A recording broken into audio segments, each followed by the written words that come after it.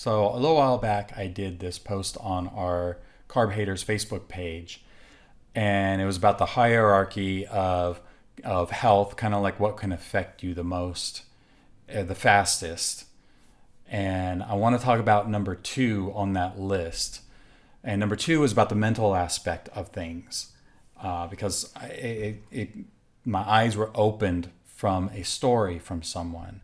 But real quick, if you didn't see that post, my hierarchy was, and this was my list that I made, was first your environment has the most impact on your health. So if you live in a toxic environment, if you're drinking lead in your water, if you're there's mold in your walls and everything, you can't eat low carb enough to combat all of those things.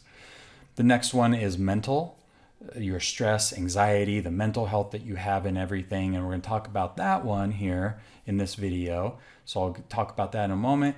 Then the other one was your diet. What kind of food do you eat? Those things will affect your health. And then the last one on my list was exercise. Because the fact is you can't run on the treadmill extra to combat all the bad eating that you do. Right? And all these things are important for your health. Don't get me wrong. But you could, I believe that if you eat a terrible diet, if you live on a terrible diet, then no amount of exercise is going to undo all of that inflammation you're going to do and any sensitivities that you have and everything like that. Lifting weights doesn't fix a gluten sensitivity. Okay, so the mental thing. It's number two on my list. It's above actually food as far as how it affects your health directly. And a really short story of how I came to that realization was in Dr. Perlmutter's book, Grain Brain Whole Life. And for those of you that have been following me for a while, you might know that I'm a big follower of Dr. David Perlmutter. He wrote that book, Grain Brain. It's the one that introduced me into this whole low carb thing and mental health and all of those kinds of things, ketones and everything. And anyways, so here's a guy who presumably eats all the right foods. He has great, I would assume, really good gut bacteria. He wrote a book, Brain Maker, on making your gut bacteria thrive. He's actively trying to make sure he has optimal brain health, grows his own food, you name it. And in the beginning of his book, Grain Brain Whole Life, he shared a story where his friend, a good friend, passed away, and the family all got together and they were reminiscing about him. Well, Dr. David Perlmutter got under such distress over it, the mental aspect of it. He ended up collapsing and they ended up calling ambulance. He went to the hospital. His vitals were bad. He was even telling the doctors and nurses, I want to see my vitals. I want to read my information, because he's a doctor. And he's like, I could see I was in trouble. And then there came a point where a nurse came up to him and said, Doctor, I want you to know something. I'm going to take good care of you. You're going to be okay. I'm going to watch over you, and I'll make sure that you come through this just fine. And Dr. Perlmutter said, after he told me that, I had an immediate shift, like this ease came over me. And I felt so much better. Up to the point where the next morning he was up out of his bed doing yoga. All right. So the reason why I share that story is that the mind is so powerful that just like you can't lift so many weights to beat out gluten sensitivity, so is true that you can't eat low carb enough, yes, to beat out the bad mental issues that you might be dealing with. Okay? Depression, anxiety, all these things will affect your blood pressure, your insulin levels. You can eat low carb and you might think that, wow, why is my insulin levels, my A1C, why is it not going down? It very well could be because your stress levels and cortisol levels are high, and it's causing your body to have high blood pressure and things not work right, because when your mind is not working right, the rest of your body's not working right. It's not working the way it's supposed to work.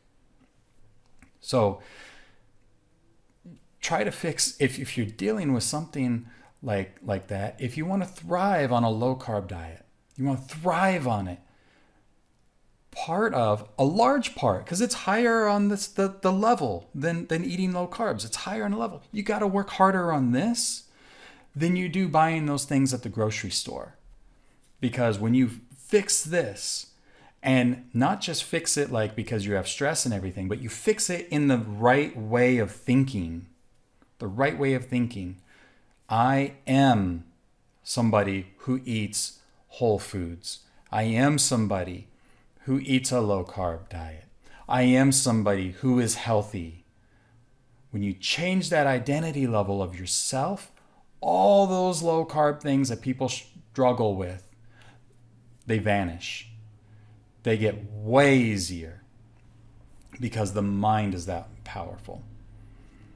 Now, there's a lot of ways to go about it on belief systems and everything, but just know that whatever you believe is what your reality is going to be. It's where you're going to be operating from. So if you believe we are in a poor economy right now, you're going to be living in a society with a poor economy. But I guarantee you I can find somebody else, because that's just a belief. Because I can find somebody else who's going to say, what are you talking about? The economy is great. I'm making all this money. All my friends are making all this money. They'll have a different belief than you do. And therefore, they will have a different experience in this life than you do. So if you can fix belief systems, okay, first and foremost, fix any problems you might have with stress and all those kinds of things. But then fix the belief system of what you believe around food, what you believe is healthy, what you believe about yourself, the stories that you tell yourself. The story that you're telling yourself is that I struggle with sweets. Guess what you're going to get more of in your life, right? Change the story. Like one of my mentors used to say, this gentleman named Jim Rohn, he goes, change it. Whatever it is that you want in your life, change it. You're not a tree. You can change it. It's the funny thing is all this mental stuff. All right. Now, unless you have some kind of, a brain injury or something like that. But most of this stuff is as simple, okay? Simple as just changing the thought. It's that simple. Okay. Not always easy. It's not always easy, but it truly is that simple. If you're trying to lose weight and it's a month from now and you haven't lost any weight, you might get frustrated. Well, guess what? That's a choice. It's a choice to get frustrated. You don't have to get frustrated over it, right? Change that story. If your story is, it's hard for me to lose weight. I can't seem to lose weight no matter what I do. You're going to attract more of that into your life. Because listen, that goes back to this whole law of attraction thing, okay? Because people muck it up. People think that, whatever I believe, whatever I want in my life, as long as I keep my mindset on it, as long as I keep thinking about it, I'm going to attract that into my life. Well, yes and no. That's not the full story. That's only half the story. The other half of the story is that law of attraction has a sister part that's connected to it, and that's, I don't know if it's a law that they call it or whatever, but law of reflection. It's reflection. Life reflects back to you what you believe. If your stories are that you are this certain way, that you have a hard time with sweets, that you have a hard time losing weight, that your A1C is just always high and there's nothing you can do about it, life will reflect it back to you. You're putting it out, you're projecting it, and it brings it back. You're poking at life with that. With those thoughts, you're poking at life, and life brings it back to you. Change the thought. Change the way you're poking at the universe, and it will poke back something different. It will reflect back something different. And you can work with that. You can go from there. And when you get this little mind shift down right, when you realize that a low carb diet and thriving on a low carb diet is more than just eating low carbs, then you're going to see a bigger and faster change in your life.